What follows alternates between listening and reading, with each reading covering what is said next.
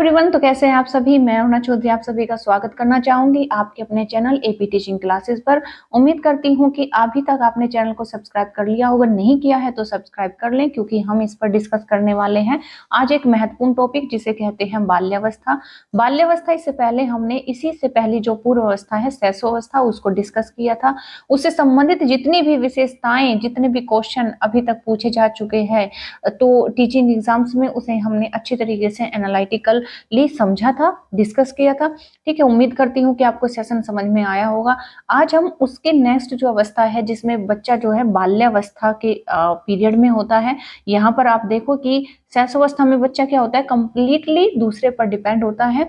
और यहाँ बच्चा जो है अपने आप को अपने कार्य करने की कोशिश करता है, बहुत सी आदतें सीखता है ना। तो यहाँ से बहुत से क्वेश्चन पूछे जाते हैं कि डर्टी एज किसे कहा जाता है, या फिर हम कहें कि सॉरी, भाषा के विकास से संवेदनशील अवस्था किसको माना जाता है ना। बच्चे जो है gang as, pre gang as, इस तरह के समवयस्क समूह के सदस्य, या फिर इस तरह के जो क्वेश्चन यहाँ से पूछे जाते हैं तो वो काफी इंपॉर्टेंट है एग्जाम की दृष्टि से।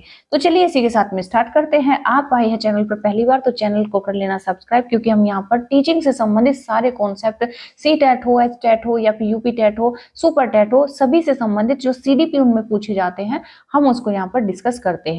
तो देखिए, सबसे पहले हम इसकी अवस्था को समझेंगे, एक बच्चे की अवस्था को समझेंगे, पूरा कॉन्सेप्ट समझेंगे, उसके बाद में यहाँ पर क्वेश्चन डिस्कस करेंगे। ठीक, पहली बात। दूसरी बात यहाँ पर समझना है आपको कि हम जो बाल्यावस्था के इस पीरियड को समझने जा रहे हैं, चाइल्डहुड के इस पीरियड को समझने जा रहे हैं, तो इसका जो पीरियड होता है वो कहाँ से कहाँ तक होता है, कितने साल का होता है। तो आपको पता है कि ये चूंकि एक लंबी अवस्था है, दूसरी और सबसे बड़ी अवस्था है, तो इस वजह से इसका जो पीरियड है वो 3 से, कहाँ से 3 से, देखो आप भी मतलब बड़े हुए हैं और आपके घर में भी कोई बच्चा होगा तो आप उसे देखोगे कि जब वो 3 साल से 11 वर्ष तक का पीरियड वो पूरा करेगा तो काफी उसमें चेंजेस, विशेषताएं, आदतें, बहुत सी मतलब चीजें आप उसमें चेंज देखोगे, क्योंकि एक लंबा पीरियड है। तो बहुत सी चीजें उसमें आप परिवर्तन देखोगे, विशेषताएं देखोगे। और इसी वजह से, क्योंकि ये एक लंबा पीरियड है, इसमें बहुत से परिवर्तन बच्चे में आ जाते हैं, तो इसको 2 अवस्थाओं में डिवाइड करके पढ़ा जाता है, जिसे हम कहते हैं प्री चाइल्डहुड, जिसका पीरियड यहाँ पर है 3 से 6 वर्ष। एक पार्ट हमने इस तरीके से डिवाइड कर लिया। फिर दूसरा आता है उत्तर बाल्यावस्था, यानी कि अब बाल्यावस्था खत्म होने वाली अवस्था में जब होती है। ठीक है, जिसे हम कहते हैं लेटर चाइल्डहुड, जिसका पीरियड होता है 7 से 11 वर्ष का। ठीक, तो यहाँ तक आपको कंप्लीटली समझ में आ गया। अब इसी के मध्य एक क्वेश्चन पूछा जाता है कि मध्य बाल्य अवस्था की आयु क्या यहाँ पर होती है। तो जब क्वेश्चन जैसे कि रीट हो गया, जैसे एमपी टेट हो गया, तो वो इस तरह के क्वेश्चन अक्सर पूछता है। सी टेट इस तरह के क्वेश्चन कभी नहीं पूछता है। लेकिन यहाँ पर हमें हर एक एग्जाम की तैयारी को के साथ में चलना है।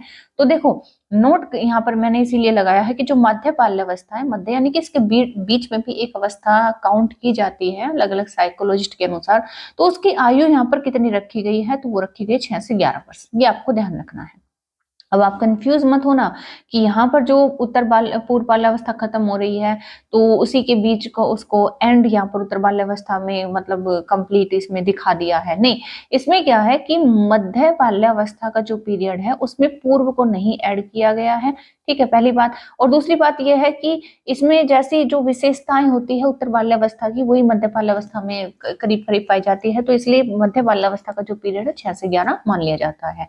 ठीक, तो ये बात हुई क्लियर आपको। तो चलिए आगे इसमें समझते हैं कि क्योंकि इसमें बहुत सारी विशेषताएं, क्वेश्चन बहुत ज्यादा इससे पूछे जाते हैं, तो ध्यान से समझना है आपको। इस अवस्था में बच्चे जो होते हैं, बच्चे में विभिन्न प्रकार के परिवर्तन होते हैं, जैसा कि मैं आपको समझाते चल रही हूँ। और जब बच्चा धीरे धीरे बड़े होने लगता है तो उसका विकास भी शुरू हो जाता है। इस अवस्था को हम ठहराव की अवस्था, विराम अवस्था भी कहते हैं, और इसको एक टाइम टेकिंग एज भी कहा जाता है, क्योंकि ये समय लेती है। बच्चे में इस अवस्था में जो मेंटल एंड फिजिकल डेवलपमेंट होता है, ग्रोथ होती है, तो वो ज्यादा स्पीड से नहीं होती। जैसे शैशवावस्था में या फिर किशोर अवस्था में बच्चा एकदम से लंबा दिखने लगेगा। शैशवावस्था में भी बच्चा जो है 1 साल 2 साल के अंदर अंदर काफी मतलब उसकी हाइट दिखने लगती है। तो वहां जो केस है वो यहाँ इसके अपोजिट है। एकदम एक आपको जो है अपोजिट अवस्था दिखेगी, विरोधाभास की अवस्था दिखेगी। ठीक है, विराम अवस्था जिसे हम कह सकते हैं, जिसे हम जो है स्टेबिलिटी केज कह सकते हैं। इसमें बच्चा ठहराव लेता है, ठहराव की अवस्था इसको कहा जाता है।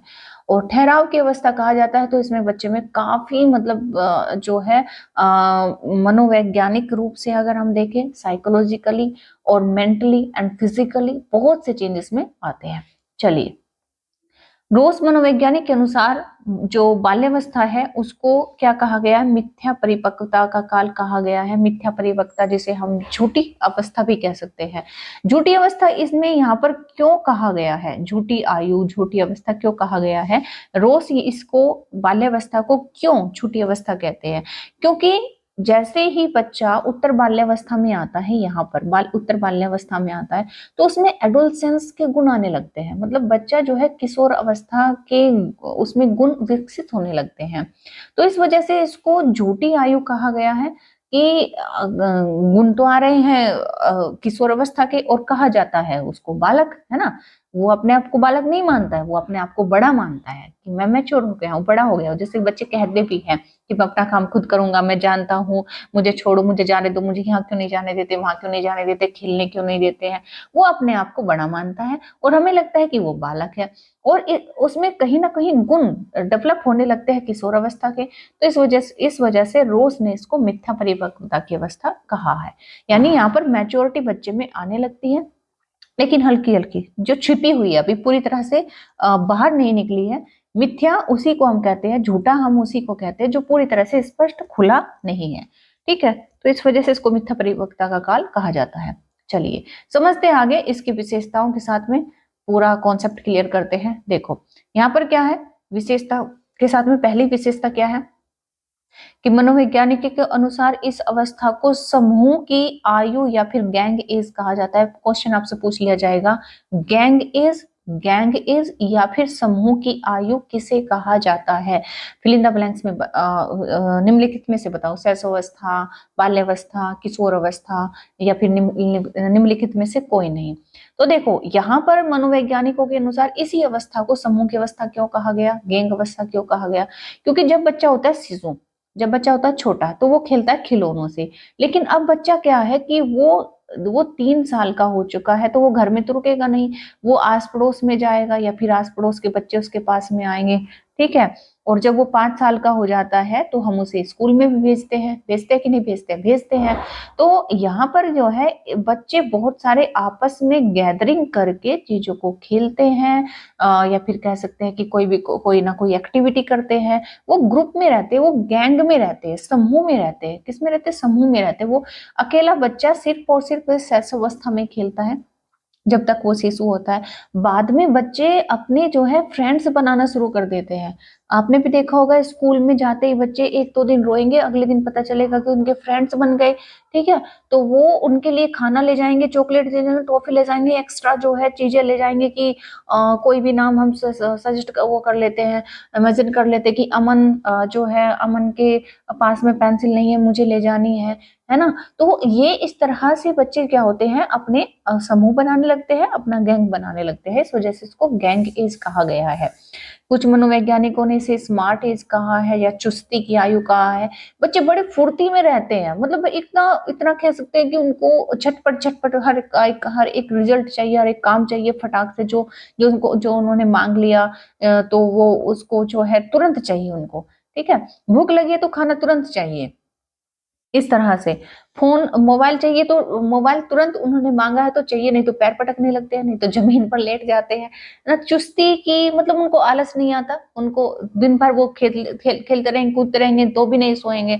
तो चुस्ती की आयु भी इसको कहा गया है। बाल्यावस्था में बच्चों में संग्रह की प्रवृत्ति पाई जाती है। बहुत ज्यादा इंपॉर्टेंट ये लाइन है क्योंकि यहाँ से क्वेश्चन बहुत ज्यादा पूछे जाते हैं। अच्छा, संग्रह से आपने भी देखा होगा, जब आप बचपन में अपनी किताबों में वो रखते थे छोटे छोटे पंख, चंदे, है ना, अपने बैग में जो इमलियां हम खाते थे उनके बीज रखा करते थे, जिनको कटारे बोलते थे। ठीक है, और जो हम वो खेलते थे जिनको एक तरह से वो बोलते हैं कनेर के जो बीज होते हैं उनसे हम गिट्टे खेलते थे। तो पतंगे, कंचे, बहुत सारी मतलब हमारे पास में चीजें होती थी घर में, जो भी जैसे खाली माचिस का बॉक्स है, तो ये सब चीजें हमारे पास में पाए जाते थे। स्पेशली घर वालों के नजरिए से वो सबसे बेकार चीजें होती थी, और हमारे नजरिए से हमारे धन संपत्ति दौलत वही सब होता था। उन हमारा मतलब बैग बाकी चीजों में हमारे बैग में हो या ना हो, लेकिन ये चीजें अगर वजन बढ़ा रही है तो कोई दिक्कत नहीं है, मतलब इनसे बैग में हमें वजन भी नहीं लगता था। एक्स्ट्रा चौक हमने इकट्ठी कर ली, ठीक है। तो ये चीजें कहीं पर ऊन मिल गई, कहीं पर कुछ भी मिल गया, छोटे-छोटे पैसे मिल गए, वो मतलब जो छोटे-छोटे पहले वो आते थे, कार्ड्स आते थे जिन पे हीरो हीरोइन के फोटोज होते थे, तो वो सब हमारे पास में मिलते थे। तो यही वो अवस्था होती है जब बच्चे चाहे वो काम की चीज हो, चाहे ना हो, बस उन्हें इकट्ठा करना है। घर में आप देखना कोई भी चीज आपकी यूजलेस होगी, लेकिन अगर कोई बच्चा है तो वो उसके पास में इस तरह की, यहाँ पर मैं रह रही हूँ तो मेरे पास में भी एक ऐसी छोटी बच्ची है, मेरे पास में जो जितना भी सामान जितना भी मतलब उसको दिखता है, चाहे वो इयररिंग्स ही क्यों ना हो, चाहे वो जो है लिपस्टिक ही क्यों ना हो, तो वो ये छांट लेती है कि इसमें से आप ये बताओ कि कौन सा आपके यूज की नहीं है, आप यूज नहीं करती, तो वो उसको जो है अपने पास में अपने बॉक्स में भर के ले जाती है। तो इस तरह से बच्चों में संग्रह की प्रवृत्ति बाल्यावस्था में पाई जाती है। वह रचनात्मक कार्य को करना अधिक पसंद करते हैं। रचनात्मक कार्य यानी कि देखो, आप उनको कुछ भी कलर दे दो, या फिर आप उनको जो है कोई भी मतलब चीज दे दो, तो वो क्या करेंगे, जैसे पेपर दे दो, कुछ भी दे दो, है ना, और इस तरह की मतलब कोई भी चीज उनको दे दो, तो वो उनसे क्या करेंगे, जैसे कोई खिलौना ही आपने दे दिया तो वो उससे एज इट इज नहीं खेलेंगे, जैसा वो है उसको तोड़े मरोड़ेंगे, उसको उल्टा सीधा जोड़ेंगे, ठीक है। और कोई भी मतलब जैसे उसी से मतलब बच्चे क्या होते हैं, छोटी-छोटी बग्गियाँ बना लेते हैं अपनी, ठीक? तो इस तरह से बच्चे जो होते हैं रचनात्मक कार्य करना बेहद पसंद करते हैं। मिट्टी से कोई भी चीज़ बनाते रहेंगे, खेलते रहेंगे मिट्टी में, इस तरह से वो रचनात्मक कार्य करना बेहद पसंद करते हैं, ठीक? यहाँ पर अन्य विशेषताएँ हम देखें बाल्यावस्था की, तो देखो इसे व्यय अवस्था संधि का काल कहा जाता है, क्योंकि यहाँ पर जो एक अवस्था आती है, जैसे बाल्यावस्था है, इसके बाद की अवस्था है किशोर अवस्था। कौन सी अवस्था? किशोर अवस्था। तो ये किशोर अवस्था को लिंक करती हैं, कौन सी? बाल्यावस्था। जैसे ही बाल्यावस्था खत्म होती है तो वैसे ही किशोर अवस्था का उत्पत्ति या विकास होना शुरू हो जाता है। तो इन दोनों के जोड़ने की कड़ी किशोर अवस्था को बच्चे बच्चे की किशोर अवस्था से जोड़ने की, या फिर कह सकते हैं कि किशोर अवस्था की नींव यहाँ पर टिक जाती है, जिसे हम जो कह सकते हैं कि संधि का काल कहा जाता है। तो एक प्यूबर्टी एज जिसको हम कहते हैं, बहुत क्वेश्चन इसे पूछा जाता है, आपको ध्यान रखना चाहिए, बहुत ज्यादा ये इंपॉर्टेंट है। बच्चा सामाजिकता की ओर अग्रसर होता है, बहुत ज्यादा इंपॉर्टेंट है कि बच्चा सोशल, बच्चे में डेवलपमेंट सबसे ज्यादा कौन सी अवस्था में देखने को मिलता है। देखो, जब बच्चा शिशु है, शैशवावस्था में है, तो अपने घर में ही रहता है, अपने मम्मी पापा की गोद में, दादा चाचा चाची नानी, इनकी गोद में वो खेलता है, घर में ही खेलता है। लेकिन यहाँ पर बच्चा क्या होगा, घर से बाहर निकलना शुरू कर देगा, आस पड़ोस में जाएगा, स्कूल में जाएगा, है ना, बाहर घूमना जाएगा। तो ये जो अवस्था होती है, ये बहुत ही ज्यादा सोशल डेवलपमेंट की, सामाजिक विकास की अवस्था इसको माना जाता है, ठीक। संग्रह की प्रवृत्ति का विकास हमने पढ़ ही लिया। जिज्ञासा, क्यूरियोसिटी बहुत ज्यादा बच्चे में रहती है। मतलब ये चांद हमारे साथ में क्यों चल रहा है, तारे क्यों निकल रहे हैं, है ना। कोई भी बैल अगर उसने बजती हुई देख ली, उसको बार बार बजाएगा, हॉर्न बजाएगा बार बार, जब तक उसको संतुष्टि ना हो जाए। जो लाइट्स होती है उसको ऑन ऑफ करता रहेगा, ठीक। और उसको जो है मतलब इस तरह से जो एक्टिविटी होती है, उसको क्यूरियोसिटी रहती है। क्यूरियोसिटी मतलब उसके अंदर उसकी जिज्ञासा कभी खत्म ही नहीं होती, क्वेश्चन पे क्वेश्चन पूछता रहता है। मूर्त चिंतन की अवस्था, इसको कॉन्क्रीट ऑब्जेक्ट थिंकिंग, बहुत ज्यादा इंपॉर्टेंट है, ध्यान रखना। कौन सी अवस्था मूर्त चिंतन की अवस्था माना जाता है, जैसे कि प्याजे की अवस्थाओं में भी हम पढ़ते हैं, तो उसमें भी बच्चा बाल्यावस्था में ही, यानी कि मूर्त संक्रियात्मक अवस्था में ही मूर्त चिंतन करता है। और यहाँ पर भी बाल्यावस्था में बच्चे में अमूर्त नहीं, अमूर्त, देखो अमूर्त ऑब्स्ट्रैक्ट चिंतन वो नहीं कर रहा है, यहाँ पर मूर्त चिंतन कर रहा है। मूर्त चिंतन एक ऐसा चिंतन होता है जिसमें बच्चा सिर्फ सामने की वस्तुओं पर चिंतन करता है। जैसे जैसे अगर उसे दिन में ये बोला जाए कि तुम तारे गिनो, है ना, तारे गिनो, तो बच्चा ये कहेगा दिन में थोड़े ना तारे निकलते हैं, तारे तो रात में निकलते हैं, ठीक। तो वो सिर्फ उसको सिर्फ अभी तक वो जितना उसने देखा है, वो इतना बता पाएगा। लेकिन अगर उससे ये पूछ लिया जाए कि तारे रात में ही क्यों दिखाई देते हैं, तो वो नहीं बता पाएगा। ठीक, तो वो मूर्त चिंतन करता है। ठीक, अगर जैसे कि जैसे कोई दो बच्चे हैं, एक साबुन से हाथ धुल रहा है, दूसरा शैम्पू से धुल रहा है, तो साबुन से हाथ धुलने वाला दूसरे को ये कहेगा, पागल है, शैम्पू से हाथ कौन धुलता है ना? तो दूसरा अगर ये पूछ ले, क्यों शैम्पू से नहीं धुल सकते, साबुन से ही क्यों धुलेंगे, है ना? उसने सिर्फ और सिर्फ अभी तक साबुन से या फिर कह सकते हैं हैंड वॉश से हाथ धुलते देखा है, लेकिन शैम्पू से किसी को हाथ धुलते नहीं देखा है। ठीक, तो अगर उससे ये पूछ लिया जाए कि हम शैम्पू से क्यों नहीं धुल सकते, हम साबुन से ही क्यों धुले, तो वो नहीं बता पाएगा। तो वो अमूर्त चिंतन नहीं कर पा रहा है, आगे का क्यों वाले क्वेश्चन नहीं सोच पा रहा है, सिर्फ अभी उसके सामने जो चीज है, जो उसने देखी है होते हुए, सिर्फ वो चिंतन कर पाता है, इसके आगे की चिंतन वो नहीं कर पाता। ठीक है, ओडिपस इलेक्ट्रा ग्रंथियों का विकास उसमें होने लगता है, जैसे कि सिगमंड फ्रायड भी कहते हैं कि इस अवस्था में बच्चे में अपने प्रति, जो लड़का होगा, जो लड़की होगी, है ना, जो ओडिपस यानी कि बच्चा जो होता है अपनी माता के प्रति अट्रैक्ट होता है और पिता से थोड़ा सा मतलब उखड़ा उखड़ा सा रहता है। और जो लड़कियां होती है इस अवस्था में अपने फादर को बहुत लव करती हैं, और जो मदर होती है उनसे थोड़ी सी उखड़ी उखड़ी रहती है ना, उनको ज्यादा फेवर नहीं करती, उनको ज्यादा चीजें शेयर नहीं करती। यहाँ पर देखने को मिलता है केस में कि फादर लड़की के ज्यादा फेवरेट होते हैं, है ना, और बच्चे के यहाँ पर जो लड़का होता है उसकी उसकी जो फेवरेट होती है मदर होती है। तो ये देखने को इस केस में मिलता है इस अवस्था में।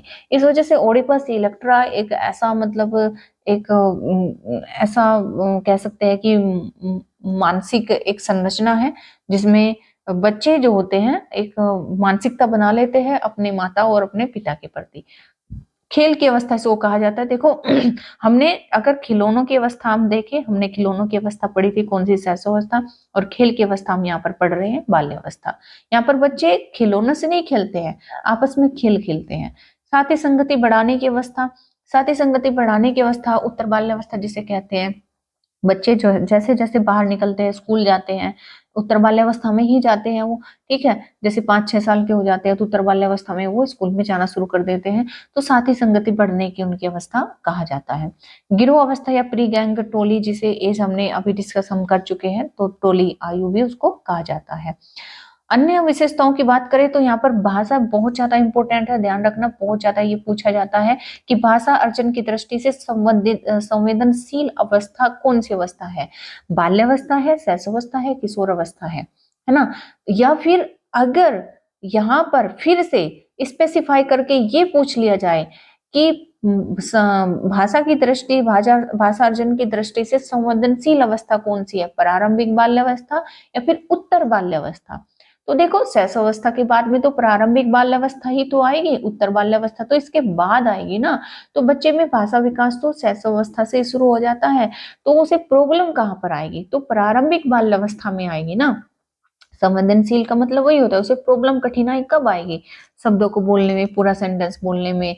तो जब बच्चों से पूरा सेंटेंस नहीं बोला जाता ना, पूरी बात नहीं बताई जाती, उनको समझ नहीं आता कि मैं कैसे बताऊं, मुझे क्या प्रॉब्लम है, तो रोने लगते हैं बस, है ना। तो ये उनके पास में कह सकते हैं कि हथियार है अपनी बात को समझाने का, और समझते भी, माता पिता समझ भी जाते हैं। कहते हैं ना कि बच्चे की जो लैंग्वेज होती है, जो भाषा होती है, उसकी माँ ही समझ सकती है कि वो क्या कहना चाह रहा है ना। तो इसी वजह से यहाँ पर जो कठिनाई, जो कह सकते हैं कि संवेदनशील अवस्था मानी जाती है भाषा की, स्पेशली भाषा विकास की दृष्टि से, तो वो प्रारंभिक बाल्य अवस्था मानी जाती है। उत्तर बाल्यावस्था में तो बहुत सी चीजें सीख लेता है, और किशोर अवस्था में तो बच्चा मतलब इतने सेंटेंस बोलने लगता है, कंप्लीटली अपने आप को एक्सप्लेन करने लगता है, चाहे कोई भी प्रॉब्लम हो।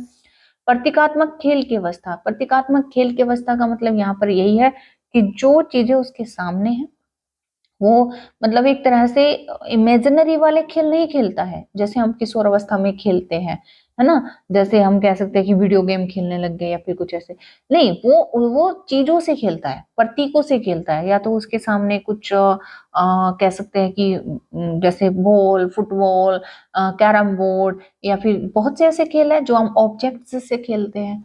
हमारे पास में कुछ ना कुछ खेलने के लिए होना चाहिए, है ना। जीवन का अनोखा काल, बहुत ज्यादा ये पूछा जाता है कि जीवन का अनोखा काल किसको कहा जाता है, शैशवावस्था को या फिर बाल्यावस्था को। तो जीवन का अनोखा काल कॉल एवं ब्रूस ने किसको कहा है, तो हमारी बाल्यावस्था को कहा है। जीवन का निर्माणकारी काल सिगमंड फ्रायड यहाँ पर ये कहते हैं कि इस काल में बच्चे का निर्माण होता है बुद्धि का और शरीर का। जब बच्चा शैशवावस्था में होता है तो बच्चा बहुत ज्यादा स्पीड से बढ़ जाता है और बहुत सी चीजें ततर ततर बोलना, मतलब तो बोलना तो नहीं कहेंगे, बहुत ज्यादा मतलब चीजें सीख लेता है। तो जब वो सीखता है तो बच्चे का कह सकते हैं ना कि बैलेंस डगमगा जाता है। तो जैसे ही थोड़ा वो बड़ा होता है तो बाल्यावस्था में आता है, तो यहाँ पर चीजें एडजस्ट होती है, वो बॉडी की भी और जो माइंड की भी। जब आप कहीं शिफ्ट करते हो तो आप क्या करते हो, उस रूम में फटाफट फटाफट सारे सामान भर देते हो, है ना। कुछ कहीं रख दिया, कुछ कहीं रख दिया, कुछ कहीं रख दिया, तो वो बहुत ज्यादा स्पीड से आप फास्टली काम करते हो। लेकिन फिर क्या होता है, आप ऐसे तो रह नहीं सकते। आप उसे एडजस्ट करने के लिए, उसे सेट करने के लिए आपको कम से कम 3 से 4 दिन, 5 दिन तक भी लग जाते हैं सारा सामान सेट करने में। टाइम लगता है कि नहीं लगता है। तो वो जो टाइम होता है उसमें आपका कोई, जब आप चीजों को सेट कर रहे होते हैं आपका कोई दूसरा काम नहीं हो पाता, है ना। आपको, आप खुद देख लेना, उसमें कोई भी आपका नया काम नहीं हो पाता है।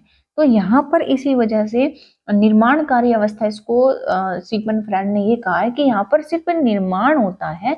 कहने का मतलब यही है कि बच्चों में जो अच्छी आदतें आप विकसित करना चाहते हैं तो विकसित हो जाएंगी। और बच्चे जो होते हैं जिसमें बुद्धि का और शरीर का भी निर्माण हो रहा है, बच्चा टाइम ले रहा है ना, एडजस्ट करने में उसको। तो सिगमंड फ्रायड इसी वजह से इस जीवन को निर्माणकारी काल कहते हैं। मिथ्या परिपक्वता का काल हमने समझ लिया है, विद्यालय की आयु आप समझ चुके हैं कि बच्चा 5 से 6 साल का होगा तो विद्यालय में तो जाएगा ही। गंदी आयु, डर्टी एज, बहुत बच्चे इसमें मैसी रहते हैं, कुछ भी मतलब मिट्टी में खेल लेंगे, कीचड़ में खेल लेंगे, उनको कुछ नहीं है, उनको कोई मतलब नहीं है। वो चॉकलेट खाएंगे तो पूरे कपड़ों पर जो है पोत लेंगे, है ना, मुंह पे भी पोत लेंगे, अपने सारे कपड़े खराब कर लेंगे, सब्जी खाएंगे तो, दूध पियेंगे तो, मतलब बिल्कुल अगली से रहते हैं, बहुत ज्यादा गंदे रहते हैं।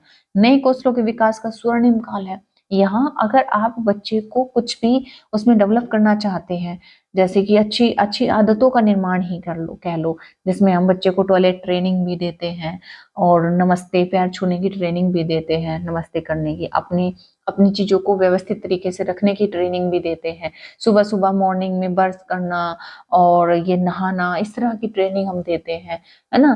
तो होमवर्क करते टाइम मतलब चीजों को जो मतलब वर्ड बनाते हैं तो अच्छे अच्छे जो राइटिंग पर जोर देने का फोकस हम करते हैं। तो इस तरह से बच्चों में जो है नई नई कौशल विकसित करने के लिए हम इसको स्वर्णिम काल कह सकते हैं। काम भावना की प्रसुप्ता फ्रायड, नए कौशलों के लिए कहीं कहीं पर शैशवावस्था को भी माना जाता है, तो वो ऑप्शन के ऊपर डिपेंड करता है ना। 90% तो हम जाते हैं शैशवावस्था के साथ में और 10% जाते हैं हम किसके साथ में, बाल्यावस्था के साथ में। तो ये ऑप्शन पर डिपेंड करता है। काम भावना की प्रसुप्ता, फ्रायड यहाँ पर क्या कहते हैं, सिगमंड फ्रायड ये कहते हैं कि जो काम भावना होती है, जो सेक्सुअल डिजायर होती है बच्चों में, इस एज में वो बिल्कुल शून्य की अवस्था में होती है, प्रसुप्ता की अवस्था में होती है, सोई रहती है। कहने का मतलब क्या है कि आपने देखा होगा लड़की और लड़का एक साथ में खेल लेंगे, लेकिन वो कोई भी मतलब ऐसी गंदे वाली एक्टिविटी आपको देखने को नहीं मिलेगा, उनके बीच में कोई ऐसी बात देखने को नहीं मिलेगी, या फिर बाबू सोना करके वो बिल्कुल बात नहीं करते हैं, ठीक। तो वो बिल्कुल सीधी सीधी बात करते हैं, खेल वाली बात करते हैं, बच्चों वाली बात करते हैं, वो मैच्योरिटी वाली बात बिल्कुल नहीं करते हैं। और बिल्कुल यहाँ पर जो काम वासना होती है, जो कह सकते हैं कि काम भावना होती है, वासना सॉरी मैं गलती से बोल गई, काम भावना होती है, सेक्सुअल डिजायर होती है, वो बिल्कुल शून्य की अवस्था में होती है। और काम भावना जो डेवलप होती है, सेक्सुअल डिजायर जो डेवलप होती है वो किशोर अवस्था में जाकर डेवलप होती है, इसमें नहीं होती। चलिए अब समझ लेते, देखो हमने पूरा कॉन्सेप्ट समझा। अब क्वेश्चन डिस्कस करेंगे, क्वेश्चन के साथ में आपको और भी कॉन्सेप्ट क्लियर हो जाएंगे कि यहाँ से क्वेश्चन पूछे कैसे जाते हैं। तो अगर हम देखें कि एक पर सामान्य 12 वर्ष की आयु के बच्चे में सबसे अधिक होना संभव है, सबसे अधिक होना, देखो वहां पर हमने देखा था 3 से 11 वर्ष का पीरियड हमने पढ़ा है, कहीं कहीं पर 12 पर 12 भी आपको देखने को मिलेगा, तो उसमें कोई कंफ्यूजन वाली बात नहीं, 11-12 एक ही बात है, ठीक। तो एक पर सामान्य 12 वर्ष की आयु के बच्चे में सबसे अधिक होना क्या संभव है? अगर हम देखें तो क्या होना अधिक संभव है, यानी किस चीज की पॉसिबिलिटी ज्यादा रहेगी? तो कुल प्रेरक समन्वय में कठिनाई, या फिर वयस्कों को खुश करने के बारे में वो चिंतित रहेगा, या फिर अब और यहाँ में उसकी रुचियों को सीमित करना, या फिर समकक्षी के अनुमोदन के लिए बेचैनी। समकक्षी यानी कि जो उसके उसकी उसके समान आयु के हैं, उसके समूह के सदस्य ही, दैट मीन्स उसके जो फ्रेंड्स है, समकक्षी मतलब यहाँ पर फ्रेंड हम कह सकते हैं, कि जो उसके फ्रेंड हैं उनके अनुमोदन के लिए, उनकी स्वीकृति के लिए, जैसे होता है ना कि तुम भी आ जाओ, तुम भी मतलब हमारे ग्रुप के सदस्य हो, और ऐसे होता है ना कि मतलब एक उसको स्वीकृति चाहिए, उसके लिए उसे मैं भी मतलब तुम्हारे में शामिल होना चाहता हूँ, मैं भी खेलना चाहता हूँ, मुझे मुझे भी चीजें शेयर करो, मुझे भी ले चलो, मुझे भी दिखाओ, ये उसकी उसकी बेचैनी रहती है इस अवस्था में। ये इस तरह का जो एक्टिविटी कह सकते हैं, हम कह सकते हैं कि ये जो नेचर है, ये विशेषता है, ये इस अवस्था में देखने को मिलती है, ठीक है। नेक्स्ट क्वेश्चन है कि निम्न में से कौन सी पूर्व बाल्यावस्था की विशेषता नहीं है? ये भी ध्यान देना है, क्वेश्चन डील करते टाइम आपसे पूछा क्या गया है, नहीं है या फिर है। तो पूर्व बाल्यावस्था की विशेषता नहीं है, देखो दल समूह में रहने की अवस्था, अनुकरण करने की अवस्था, पर्सन करने की अवस्था, खेलने की अवस्था। तो हमने देखा खेलने की अवस्था हमारी पूर्व बाल्यावस्था की विशेषता है, बिल्कुल है। पर्सन यहाँ पर बच्चा बहुत ज्यादा करता है, क्वेश्चन पूछता है। और अनुकरण यानी कि इमिटेशन के माध्यम से चीजों को सीखता है, अपनी मम्मी को, पापा को, अपने घर में जितने भी सदस्य है, या फिर अपने फ्रेंड्स को वो क्या करता है, अनुकरण करता है, इमिटेट करता है। लेकिन दल समूह में रहने की जो अवस्था है वो होती है कौन सी? उत्तर बाल्यावस्था। देखो हमने यहाँ पर अभी पढ़ा था, जैसे कि हाँ सॉरी, देखो ये जो है, ये यहाँ पर यही कॉन्सेप्ट समझा रहा है कि बच्चा सामाजिकता की ओर अग्रसर होता है, कहाँ पर? उत्तर बाल्यावस्था में। तो इसी वजह से यहाँ पर ये क्वेश्चन जैसे पूछा गया है, तो उसका संदर्भ यही है कि पूर्व बाल्यावस्था की विशेषता तो ये तीनों हो गई, लेकिन जो उत्तर बाल्यावस्था में आती है वो आती है समूह या दल में रहने की विशेषता, क्योंकि बच्चा जो है समूह बनाएगा, ग्रुप बनाएगा, तो वो क्या करेगा, वो मोस्टली कहाँ पर बनाता है? अपने स्कूल के फ्रेंड्स के साथ में बनाता है, ठीक है। चलिए आगे मूव करते हैं, समझते हैं यहाँ पर। व्यायाम संधि काल निम्न में से कौन सा बाह्य अभिव्यक्ति नहीं है? कहने का मतलब ये है कि यहाँ पर एक इस एज की जो मध्यावस्था, हम इसको कहेंगे कि उत्तर बाल्यावस्था खत्म होने को है, किशोरावस्था शुरू होने को है, तो उसको व्यायाम संधि काल हम कहेंगे, ठीक है। तो निम्न में से कौन सा बाह्य अभिव्यक्ति नहीं है? तो प्रभु सत्ता, सत्ता के विपरीत विरोध, या फिर अशांति, या फिर आत्मनिर्भरता के प्रति आग्रही, या फिर सक्रिय खेलों के स्थान पर बैठे रहकर खेलना अधिक पसंद। इस काल में क्या होता है, बच्चे में बहुत ज्यादा बेचैनी होती है, तो हम देख ही चुके हैं। अगर बेचैनी होती है तो बेचैनी होने की वजह से क्या होता है, बच्चा जो सक्रिय खेल होते हैं ना, तो उनको एक एक मतलब सक्रिय खेलों के स्थान पर बैठे रहकर खेलना अधिक पसंद। इसमें जैसे ही बच्चा उत्तर बाल्यावस्था खत्म होने को होती है ना, तो उत्तर बाल्य अवस्था खत्म होने को है, तो उसमें एक कह सकते हैं कि बेचैनी रहती है, बहुत ज्यादा स्फूर्ति की एज भी इसको कहा जाता है, ठीक। तो स्फूर्ति की एज होती है तो बच्चा शांति से बैठ ही नहीं पाता है, वो मतलब बैठे बैठे कोई खेल खेलना पसंद नहीं करता, बल्कि वो ग्रुप में, गैंग में, समूह में खेलना पसंद करता है।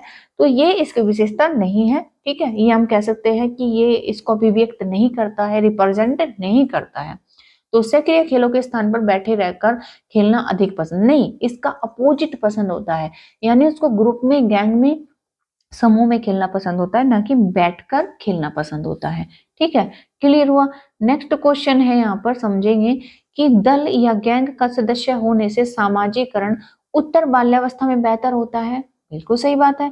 निम्न में से कौन सा कथन इस विचार के विपरीत है? विपरीत पूछा है, इसके समर्थन में नहीं पूछा है, विपरीत पूछा है, अपोजिट पूछा है। वयस्कों पर निर्भर न होकर सीखता है, यानी कि यहाँ पर ये कह रहे हैं कि वो दल या गैंग का सदस्य होने से सामाजिकरण उत्तर बाल्यावस्था में बेहतर होता है, ये तो हमने मान लिया है ना।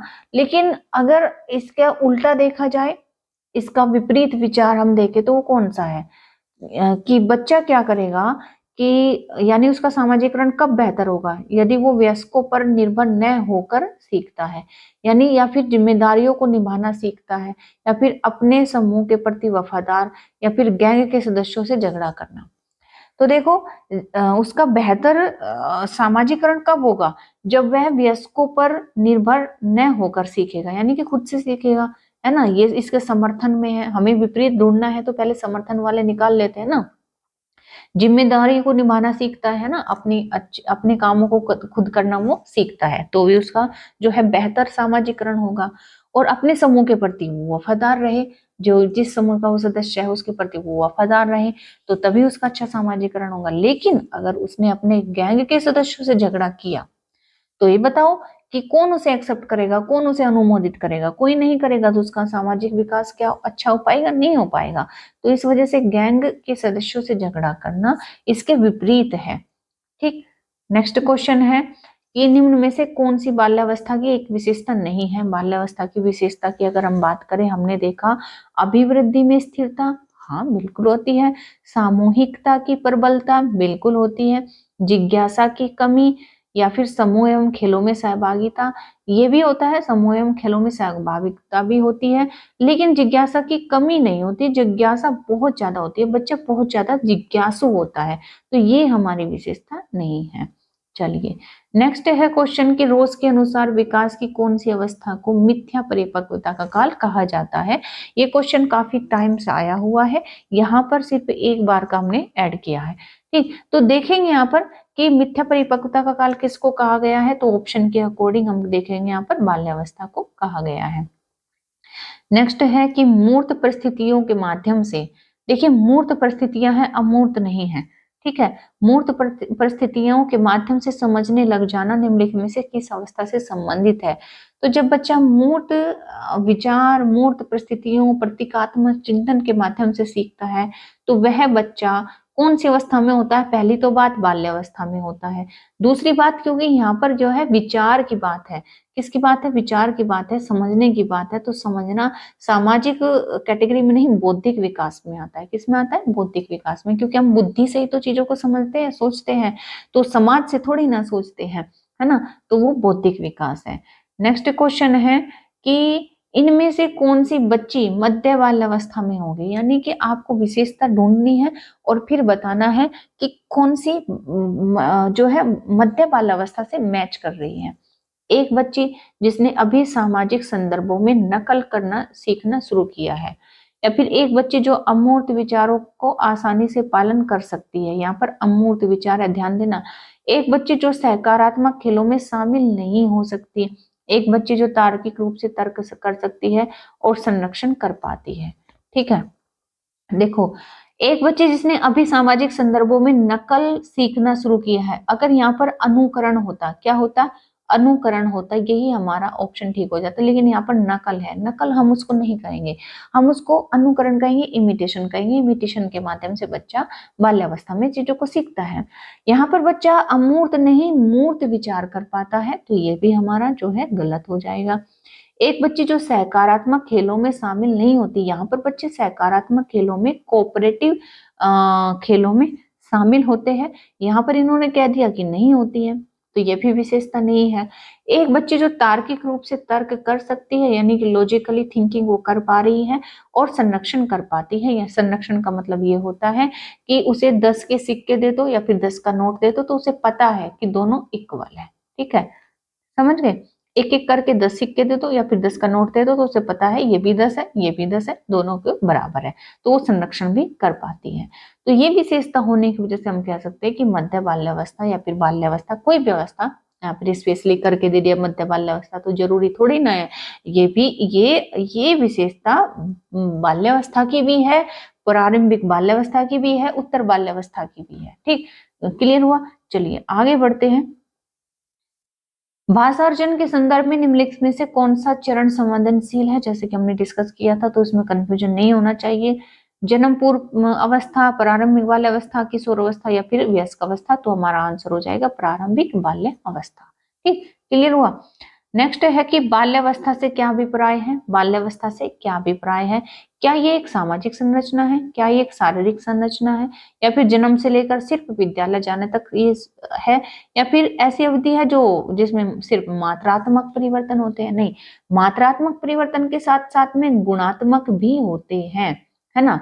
और ये सिर्फ विद्यालय जाना शुरू तक नहीं है, ये तो हम कह सकते हैं कि 11 वर्ष तक की अवस्था, यानी कि बच्चा किशोर अवस्था से पहले की अवस्था तक का माना जाता है।